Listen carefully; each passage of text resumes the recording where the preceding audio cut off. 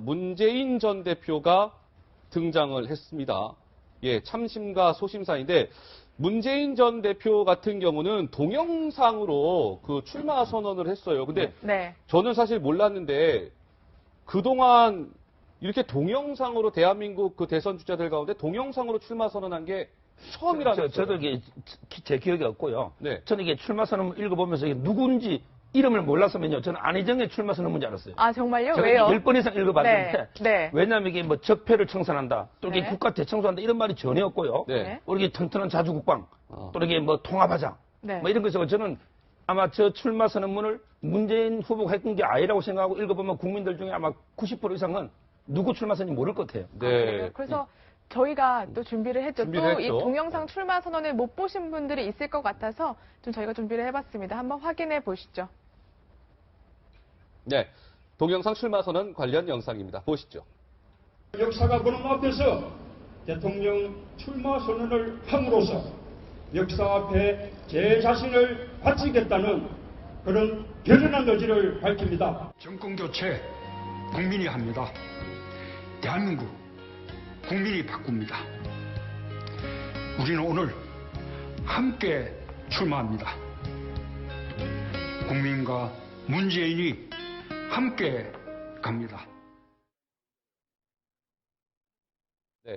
그래서 네. 네, 문바마라는 별명이 생겼대요. 오바마 왜 미국 대통령이 10년 전에 동영상으로 출마 선언을 했잖아요. 그래서 문바마라는 별칭까지 얻었다고 하는데 그렇다면 지금 대세론을 이어가고 있는 문 전 대표의 최근 지지율이 궁금하지 않으셨습니까? 그래서 준비했습니다. 자기 대선 주자 지지도를 보니까요.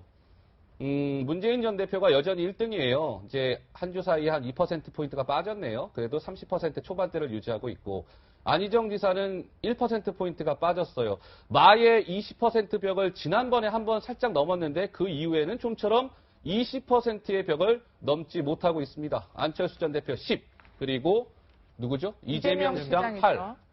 홍준표 지사가 이제 드디어 이름을 올리기 시작했습니다. 6%까지 차지를 했고, 그런데 다음 화면을 주목해 주시기 바랍니다. 네, 광주 전라 지역에서 조사한 건데요. 지금 보시면 가장 눈에 띄는 게 문재인 전 대표가 전주만 해도 47%였는데 33%로 14%포인트 하락을 했습니다. 근데 이게 네. 어때요, 정 의원님? 저렇게 14%포인트 한 주 사이에 호남에서 막 이렇게 전두환 그 표창장 그것 때문이겠죠, 아무래도?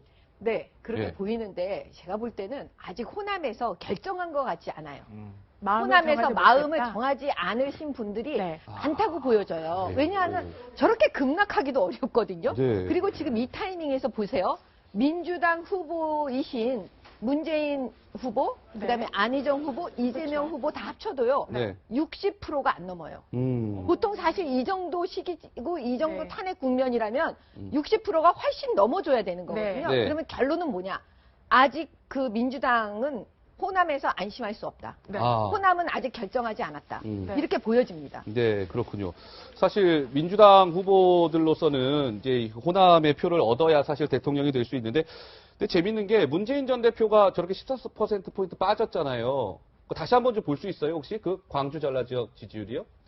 근데 재밌는 게 보면은 안희정 지사 한번 보세요. 안희정 지사는 그러면 문재인 전 대표가 저렇게 빠졌으면 누군가 올라야 되는 게 우리 상식인데 안희정 지사는 그대로예요. 그대로. 또 11%포인트가 그대로 유지가 되고 있단 말이에요. 근데 이제 이재명 시장이 조금 올랐어요. 예. 조금 올랐는데 뭐 큰 유의미한 차이는 아니라 하더라도 호남에서 지지율에 저렇게 이재명 시장이 올랐다는 건 뭐냐면 호남이 보여주는 어떤 특성 자체는 선명성이에요. 그렇군요. 야권의 심장 아니겠습니까? 네. 지금까지 계속 대선에서 야권의 심장이 호남이었는데 호남 지역에서는 선명성을 중요하게 보는 거예요. 네. 그러면 이재명 시장이 보여준 어떤 행보라든가 내용들을 보면 과격하리 많지 선명성을 강조해요. 그렇지 않습니까? 네. 적폐청산을 비롯해서 여러 가지 얘기들을 하는 걸 보면 선명성을 주장하기 때문에 그 부분에서 호남 중에 특히 이제 연세가 많으신 분들이 많이 지지를 하는 것 같고요. 아까 말씀드리신 전두환 그 표창장 문제, 그다음에 부산 대통령 문제 이런 문제가 사실은 약간 호남 사람들한테 실망감을 줘서 떨어진 것 같지만 저거는 지속적으로 간다고 보지는 않고요. 아, 또 네. 호남이 보여준 지금까지 대선의 여러 과정에서 보여준 특징을 보면 전략적 선택이라는 부분도 또 있거든요. 지난번 대선에도 90%가 문재인 후보를 밀었어요. 네. 호남에서. 그러니까 그때도 뭐 문재인 후보를 그렇게 좋아하지 않았었거든요. 그랬군요. 그럼에도 불구하고 90%를 밀어줬다는 말은 전략적 선택, 즉 정권 교체에 대한 열망 때문에 될 수 있는 사람을 밀어주겠다고 하는 것이 호남의 정서기 때문에 네. 저 부분이 대선의 어떤 또는 그 경선에 영향을 그렇게 크게 미칠 요소는 아니라고 봅니다. 알겠습니다. 한번 두고 보도록 하겠습니다. 자, 다음 주 또 금요일 날 발표될 갤럽 조사를 한번 주목해 보도록 하죠. 세 번째로 저희가 넘어가 보겠습니다. 키워드로 본 2017 장미 대선.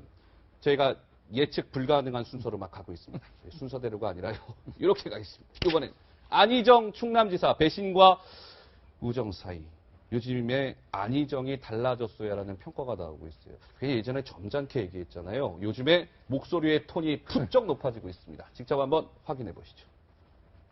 저를 30년 이 민주당의 충성과 헌신을 다해온 저 안희정을 하루아침에 배신자를 만들고 무원칙한 정치판 정치꾼으로 만드는 게 30년 동지들의 우정일 수 있습니까? 대화를 통해서 국정을 논하고 국가의 미래와 절박한 현실을 놓고 힘을 모아내자. 이게 왜 배신입니까? 저는 화가 나기 전에 그분이 다음 대통령을 이끌 미래 비전이 없다라는 생각이 자꾸 듭니다. 이게 안희정 지사 굉장히 센 발언이에요. 문재인 당신 대통령 될 자격 없어 사실 이 얘기거든요. 그렇죠. 이게 그 두 예. 분이 지금 심하게 어떻게 보면 다투고 있는데요. 예. 네. 제가 보기에 그래도 저는 루비콘강을 건너지는 않을 것이다. 아, 루비콘강을 왜냐하면 이게 건너지- 주사위를 들고 매지 던지지 않을 것이다. 네. 왜냐하면 이게 루비콘강을 건너거나 주사위를 던지면요. 둘 다 이게 공멸합니다. 공멸. 그래서 이게 저는 그렇게는 안 보고 있습니다. 네. 그런데 근데 사실 저는 네. 이 지점에서 한 말씀 드리면 안희정 지사가 올려놓은 거 있어요. SNS에. SNS에. 근데 네. 이렇게 했어요. 이명박 박근혜 정부를 미워하면서 결국 닮아버린 게 아닐까. 사람 질리게 만드는 것이 목표라면 성공했다. 이렇게 네. 사람 질리게 만드는 거요. 네. 이렇게 보면 어떻게 친문과 친박이 저렇게 똑같을까. 왜냐하면 2012년도에 많은 분들이 그랬어요. 네. 그때 다 기억나시죠? 이한구 공천심사위원장 아, 친박에. 기억나죠? 사람을 다 질리게 만들어버렸잖아요. 아. 그래서 보니까 네, 친박과 그런 지점이 친문은 너무 네. 똑같다 이런 생각이 듭니다. 그렇군요. 저는 보면서 2007년도 한나라당 그 대선 경선 때가 생각나요. 그때는 지금보다 더 했어요. 2007년도. 정말 무서울 정도로 당시 박근혜 후보하고 이명박 후보랑 싸웠잖아요. 그랬죠. 최태민과 관련돼 있는 온갖 의혹이 그때 다 쏟아져 나왔던 건데 그때 검증 못했다는 뒤늦은 후회를 지금도 하고 있는 거거든요. 네. 결국 호남의 마음을 누가 잡아갈 것이냐. 마지막까지 좀 치열하게 서로를 막 공박하는 이런 네거티브 공방전까지 같이 더불어서 이런 모습들이 나타나고 있는 것이다 이렇게 보는데요. 네. 앞서 이제 지지율 측면에서 안희정 지사의 지지율이 반사익을 못 보고 지금 그대로 정체돼 있다고 네. 말씀하셨잖아요.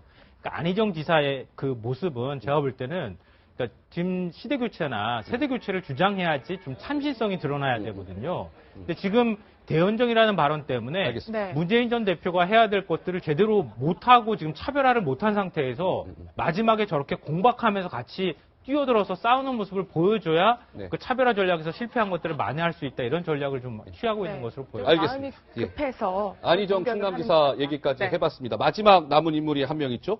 자, 과연 누굴까요? 보겠습니다.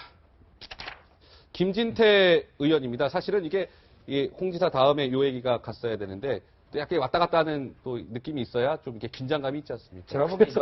제가 보기에 그 표의 확장성 때문에요. 이분은 좀 힘들 것 같아요. 왜냐면 이게 태극기만 가지고 만약에 정권 창출이 되겠습니까? 네. 저는 이게 그 외연 확장성도 한계가 있고요. 네. 좀 그렇게 봅니다. 김진태 오늘- 의원이 보니까 그래도 갤럽 조사 보니까 그래도 지지율이 좀 그게- 잡히긴 하더라고요. 그게 다죠. 그게 2%? 다죠. 2%인가 나왔어요. 제가 보기에 2%. 더 이상 외연 확장성은 없다고. 네, 알겠습니다. 오늘도 그래서 땡그랑 태극기 협훈이에요. 집회에 나오셨는데 앞으로 지지율이 정말 말씀처럼 그대로 정체될지 오를지 살펴보도록 하겠습니다. 오늘 여기까지 할까요? 네, 네. 네 분 말씀 아쉽네요. 시간이 좀 더 있었으면 좋을 텐데. 네. 오늘 말씀 여기까지 듣겠습니다. 고맙습니다. 잘 들었습니다. 감사합니다.